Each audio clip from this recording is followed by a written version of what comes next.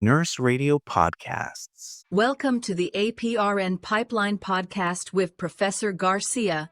Pipeline, pipeline. Ooh, yeah. APRN Garcia. Welcome back to the APRN Pipeline. I am your host, Professor Garcia. And if you're joining us for the first time, this is a space designed for the novice APRN student, the future leaders of our healthcare systems. In this second episode of the APRN Pipeline, I'm going to guide you through the first essential steps of the mountain model for practice change. Today, we are diving deep into the foundational chapters of the 2026 textbook, Leading Evidence-Based Practice and Quality Improvement Initiatives in Advanced Nursing Practice, edited by Waldrop and Dunlap. Today's mission, transforming you from a clinician into an evidence-based practice quality improvement project leader. We are going to cover why too much life-saving evidence stays on the shelf instead of at the bedside, and how your leadership can change that. We're going to use the STEEP framework to master the 6 domains of healthcare quality, which are safety, timeliness, effectiveness, efficiency, equity, and patient-centeredness, to identify where your clinic is falling short. Next, we'll debate research versus evidence-based practice quality improvement and why you don't need a PhD in statistics to save lives. We'll clarify why your goal is clinical significance and local improvement and not generalizable knowledge. Finally, we'll expand on the PPCO versus the PICO and why traditional PICO questions might be holding your project back. And of course, to do this, we'll talk about writing specific, measurable, attainable, relevant, and timely goals to ensure your project actually makes a difference, like increasing adult flu vaccination rates. And we'll show you exactly how it's done. On the APRN Pipeline podcast, we don't just give opinions, we give you the evidence. Stop being frustrated by the limitations of current practice and start leading the change. Join me, Professor Garcia, as we climb the mountain of clinical excellence. Nurse Radio Podcasts. Let's get started. In our last episode, we laid the foundation of what evidence-based practice quality improvement is. Let's start with the hard truth. In nursing, there is a disconnect between what we know and what we do. Let's go deeper. Authors Waldrop and Dunlap state there is a lethal gap between what is known about achieving improvement and the actual use of knowledge for this purpose. And far too often, important work ends up on a shelf or within a digital database untouched rather than being broadly and consistently applied to healthcare practice. As an APRN, your role is to bridge that gap. But to do that, you must understand your identity. Are you a researcher or are you an evidence-based practice quality improvement leader? Let's bring in our clinical example for this episode, improving adult flu vaccination rates in a primary care clinic. If you were a researcher, your goal would be to generate new knowledge.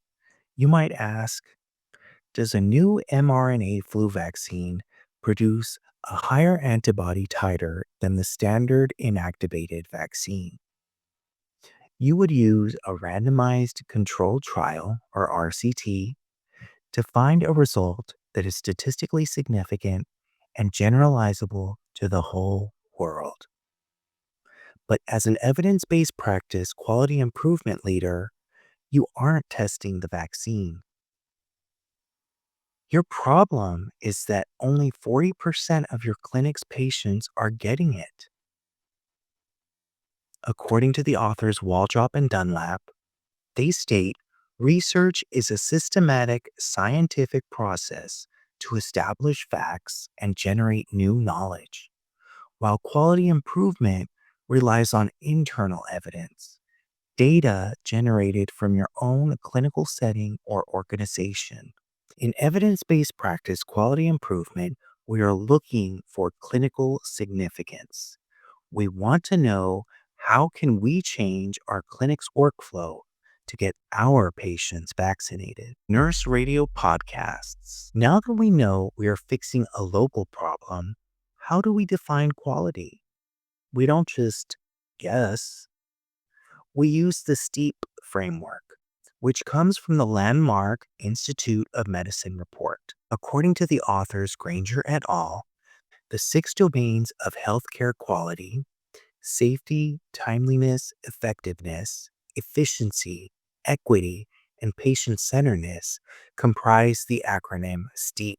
Now let's apply the STEEP framework to our vaccination initiative. Effectiveness. Are we using the best evidence-based guidelines for who should get the vaccine? Equity.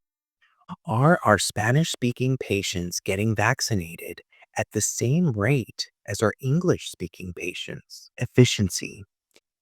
Is the nurse's workflow so clunky that we miss asking about the vaccine because we're just too busy? Let's look at the literature. The same authors, Granger et al., discuss quality healthcare often involves striking a balance between the avoidance of healthcare overuse, underuse, or misuse. In our case, the low vaccination rate is a classic case of underuse of a proven clinical preventative service. Nurse radio podcasts. But you might be wondering, how do I even know if there's a problem? To do this, you must look at the internal evidence. You must use data from your specific site. You might find what is called a quality deficit by looking at your clinic's dashboard. According to the authors, your workplace will provide a variety of locations in which to search for evidence. Also, data on how well an organization meets their standards is often available to the public. Going back to our vaccination example, you can look at your electronic health record. You might already know that the national benchmark for flu vaccination is 70%. In contrast, your clinic is at 42%. That is your trigger. You've identified a gap between current practice and the evidence-based standard. But remember, we must ask the right question. Nurse radio podcasts. So now we get to the heart of design, the question. Most of us were raised on the PICO question, but PICO was designed for medicine and research. It's about comparing one treatment to another. In contrast, in evidence-based practice quality improvement, we often need something that fits the process of change. In the chapter, Leading the Development of Clinical Questions and Aims by Waldrop, an alternative to the PICO question is an evidence-searching question designed by nurses for nurses. The PPCO, problem, population, change, outcomes. Let's apply this statement to our vaccination initiative. First, we'll look at the PICO question. In clinic patients, P for problem, does a nurse-led education session, I for intervention, compared to no education, C comparison, increase vaccination rates, O outcomes? For the PPCO question, it might look like this. In children 3 years and under population who are un or under vaccinated, problem, what interventions change, impact vaccination rates, outcome? You see, the PPCO is often better for your first project because it allows you to search for any evidence-based change that might solve your specific problem, rather than locking you into one intervention before you've even seen the literature. let's talk about setting SMART aims. Nurse Radio podcasts. Once you have your question, you need a goal. We call this a SMART aim.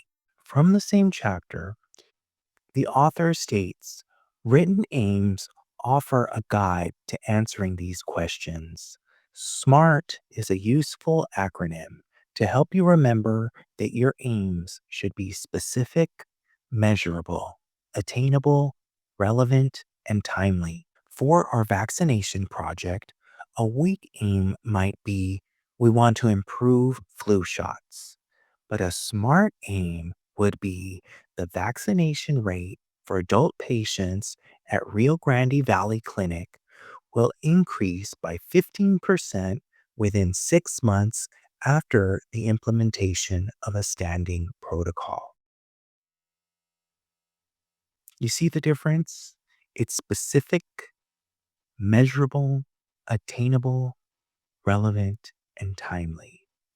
We're looking at the Rio Grande Valley, a 15% increase, a standing order, a quality gap, and a 6-month timeline. Nurse Radio podcasts. Wrapping up, remember, your path is forward. Today, we've moved from the why of evidence-based practice quality improvement to how. We've learned that while research seeks to discover if a vaccine works, evidence-based practice quality improvement seeks to ensure the vaccine actually reaches the patient's arm in your specific clinic. We explored the steep domains of quality, identified our clinical problem using internal evidence, and framed our journey using the PPCO question and SMART aims. You aren't just a student anymore. You are a project leader in training. Next time on the APRN Pipeline, we take the next big step. Now that you have your question, how do you find the answer? We will discuss the leadership role of the advanced practice nurse in searching for evidence.